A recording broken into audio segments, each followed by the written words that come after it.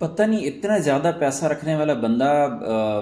حرمین میں پہنچ کے وہ پتہ نہیں بھکاری کیوں بن جاتا ہے، میری سمجھ سے باہر ہے۔ بہت سارے لوگوں کو یہ اعتراض ہوگا کہ یار یہ پاکستانی قوم ایسے کرتی ہے، ایسا نہیں ہے۔ آپ دیکھ لیں، لوگ بھاگ رہے ہوں گے، مر رہے ہوں گے ایک ایک چیز کے لیے، کہیں پہ کوئی شاورما تقسیم ہو رہا ہے، کہیں پہ کوئی فروٹ تقسیم ہو رہا ہے، کہیں پہ کوئی بریڈ تقسیم ہو رہا ہے، کہیں پہ کھجوریں تقسیم ہو رہی ہیں، کوئی پانی ہے، تو لوگ ایسے بھاگ کے جاتے ہیں یار پہلی دفعہ جس طرح ان کو ملا ہے۔ اللہ معاف کرے یار، اتنے پیسے آپ کے پاس تھے، 7-8 ہزار ریال آپ نے لگایا ہے عمرے کے لیے، اور سعودی عربیہ میں پہنچنے کے بعد آپ ان چیزوں کے پیچھے بھاگ رہے ہیں۔ اگر تو آپ کو کوئی بیٹھے بٹھائے عزت سے، یا کھڑے ہوئی ہیں آپ جا رہے ہیں، کوئی عزت سے کوئی چیز دے دے تو حق بنتا ہے، اگلے بندے کی بھی دل آزاری نہیں ہونی چاہیے، آپ چیزیں لے لیں، اچھی بات ہے۔ لیکن یہ اس ویڈیو کی یہ آوازیں میں آپ کو سناؤں نا تو اتنی خطرناک ہیں، جس میں وہ کہہ رہی ہے ہٹ نہیں پچھا تو پر ہٹ تو مینوں دے نہیں، مطلب یار ہو کیا گیا ہے اس قوم کو؟ تو اتنے زیادہ اخراجات اگر آپ کے ہسبینڈ نے، آپ کے بھائی نے، آپ کے باپ نے، آپ کے کسی بھی رشتہ دار نے، تو اس نے اتنے زیادہ اخراجات اگر آپ پہ کر ہی لیے ہیں تو آپ اس کے اخراجات کو ضائع تو نہ کریں۔ آپ تو یہاں پہ عبادت کی غرض سے آئے ہیں، یہاں پہ معافی طلب کرنے کے لیے آئے ہیں، اور یہاں کا ایک ایک منٹ، ایک ایک سیکنڈ کتنا قیمتی ہے یہ آپ کو شاید پتہ ہی نہیں ہے، یا آپ کو کسی نے سمجھایا نہیں ہے، یا پھر وہ کمائی جو کسی نے اپنی حلال کی کمائی لگا دی ہے تو شاید آپ کو اس کی قیمت کا ہی نہیں پتہ ہے۔ تو خدا را اپنے عمرے کی حفاظت کریں، اپنے حج کی حفاظت کریں، اپنے اس وقت کی قدر کریں جو آپ کو اللہ نے یہ موقع دے دیا ہے۔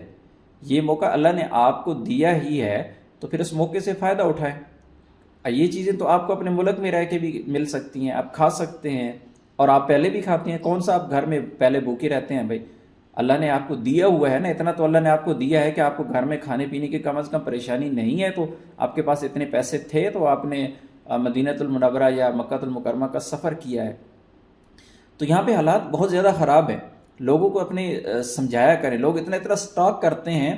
چیزیں لے لے کے، میں نے دیکھا ہوا ہے کہ لوگ کیا کہتے ہیں کہ اپنے پاس اتنے زیادہ کھانا لے لیتے ہیں، کہیں پہ چاول تقسیم ہو رہے ہیں، کہیں پہ سینڈوچ تقسیم ہو رہا ہے،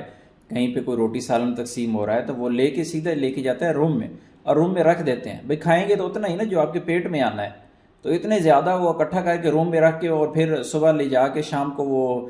کچرے کے ڈبے میں ڈال دینا ہے، تو کیا فائدہ؟ وہ لالچ جو ہے وہ آپ کو مروا رہی ہے۔ تو اس لیے اگر آپ خود جا رہے ہیں عمرہ کی غرض سے یا حج کی غرض سے، یا پھر آپ کا کوئی دوست احباب رشتہ دار کوئی بھی جا رہے ہیں، تو ان کو یہ چیزیں پہلے سمجھائیں کہ بھائی آپ کا وہاں پہ جو سفر کرنا ہے، آپ کا اتنا پیسہ لگانا ہے، آپ نے اتنی مشقت کر لی ہے، ٹھیک ہے؟ یہ مشقت بھی ہے، عمرہ کرنا کوئی آسان کام نہیں ہے۔ جو بندہ صحیح عمرہ کرنا جاتا ہے نا، وہ کوئی آسان کام نہیں ہے، مشکل ہے، جسم ٹوٹ جاتا ہے بندے کا۔ تو اتنی زیادہ تکلیفیں اور برداشت کرنے کے باوجود اگر آپ ان چیزوں کے پیچھے بھاگ رہے ہیں تو یہ کوئی بڑا مقصد نہیں ہے۔ بڑا مقصد یہ ہے کہ آپ عمرے کی غرض سے سعودی عربیہ میں پہنچتے ہیں، آپ اپنی عبادات کو پورا ٹائم دیں۔ اگر زندگی میں آپ نے کبھی تہجد نہیں پڑھی تو تہجد اپنا لیں، آپ چاشت اور اشراق پڑھیں،